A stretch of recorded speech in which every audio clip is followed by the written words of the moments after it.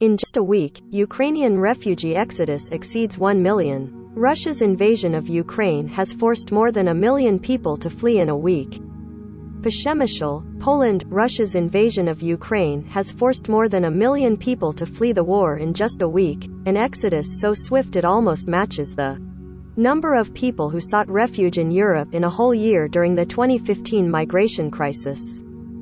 7 years ago, hundreds of thousands of Syrians fled their strife-torn country, which Russia also bombarded.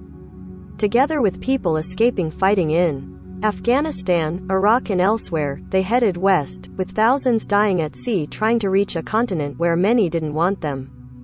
The arrival of about 1.3 million people sparked tensions among European partners as they squabbled over how many refugees and asylum seekers to accept, and bolstered far-right populists, some of whom were friendly to the Kremlin.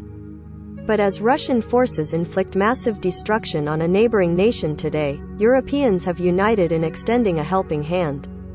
In 1 week, they accepted more than 2% of Ukraine's 44 million population, according to the United Nations Refugee Agency, UNHCR. The operation has gone relatively smoothly thanks to an enormous mobilization of volunteers near and far who have gone to the borders to help, some from as far away as the United.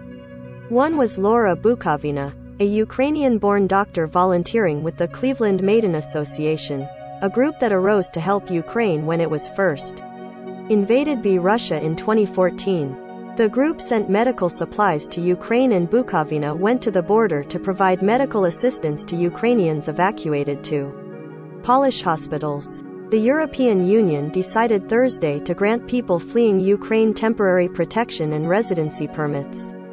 EU Migration Commissioner Ylva Johansson said millions more were expected to move into the 27-nation bloc and would require shelter, schooling and work. The UN Refugee Agency predicted the war could produce up to 4 million refugees.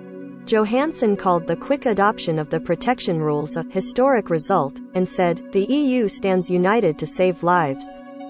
The EU's Executive Commission has promised at least €500 million, $560 million, in humanitarian aid for the refugees. Johansson pointed to Poland's welcome as an example for other nations to follow. Meanwhile, Ukrainians and foreigners who had been living in Ukraine continued to disembark in Polish, Hungarian, Slovakian, Romanian and Moldovan border.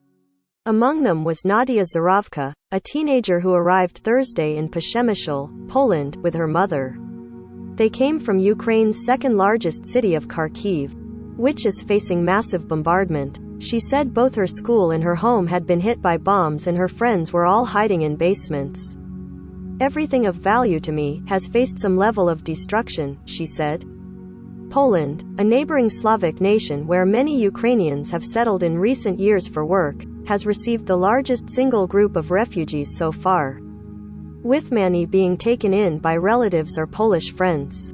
The refugees also head for Ukraine's other western neighbors, some moving on from there to countries like Italy and Germany, where many Ukrainians live. In all cases, authorities and volunteers have met exhausted people at border crossings after bus and train journeys that take days. They serve food to the newcomers or guide them to shelters, and sometimes take strangers into their own homes. They are taking in orphans and treating the sick in hospitals, including children with cancer who have been evacuated to hospitals in Poland. Pope Francis publicly thanked Poland for its role in helping refugees, praising the country's people for opening your borders, your hearts, the doors of your homes. People from across Europe are helping too, even as they struggle with their own fears of what this dangerous new chapter holds for a continent that has faced so much bloodshed in past wars. Luke Dedecker drove 1,650 kilometers, 1,025 miles, from his home in Belgium to Przemysl, stopping only to sleep in his car. He was prepared to take strangers back to his place. "People need to be helped," he said. He also described a profound fear of President Russian Vladimir Putin. For Poles, Russia's attack on Ukraine inevitably evokes memories of their own country's double invasion in 1939 by Nazi Germany and the Soviet Union. The German invasion triggered World War II and a brutal 5-year occupation that killed 6 million Poles, including 3 million Jews murdered in the Holocaust. Scenes of destroyed Ukrainian cities today recall the look of Polish cities leveled by German bombardments during the war. Some described helping Ukrainians now as part of a struggle by the democratic West to defend their own liberty, since sheltering Ukrainian women and children frees the men to fight at home. We think that if Ukrainians fight and win, we will be safe. Now we are not safe, said Bartosz Tomaszewski, a 28-year-old Pole in a yellow security vest. That marked him as a volunteer. He was guiding people coming off trains in Przemysl, where he has traveled to each day from his home in the nearby city of Rzeszów. Tomaszewski fears that if Ukrainian President Volodymyr Zelensky fails to stop Putin, Poland would be the next target, along with the Baltic nations of Lithuania, Latvia and Estonia. Putin is a sick man. To me, he's like Hitler, Tomaszewski said. It would be World War III. Monika Szyslewska in Warsaw and Raf Kassert in Brussels contributed. Follow the app's coverage of the Ukraine crisis at https://apnews.com/hub/Russia-Ukraine.